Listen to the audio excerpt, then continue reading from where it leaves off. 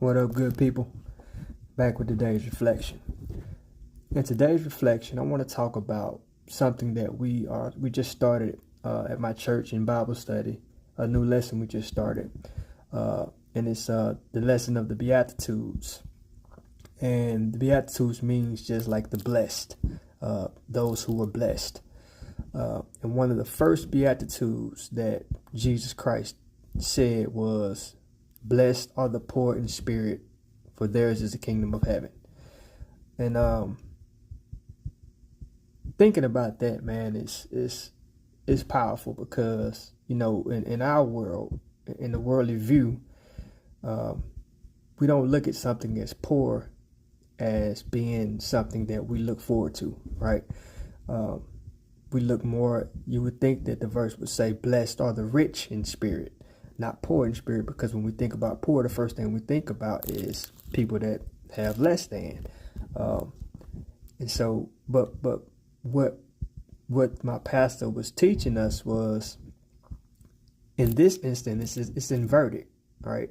Which means you want to be poor in spirit, because that means, you know, you coming with a poor man's posture, right? You coming to God kneeling on bended knee. You coming to God with head bowed. You coming to God humbly.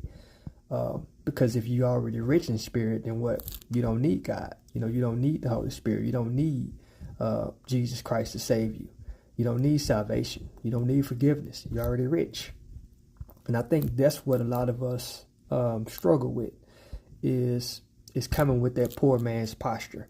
Our life could be falling apart, and instead of us being humble and pushing our pride and ego to the side, we want to keep a rich man's spirit. And so God's like, I can't bless you if you are already rich. You know, you already got everything you feel like you need. I can look and clearly see that you don't.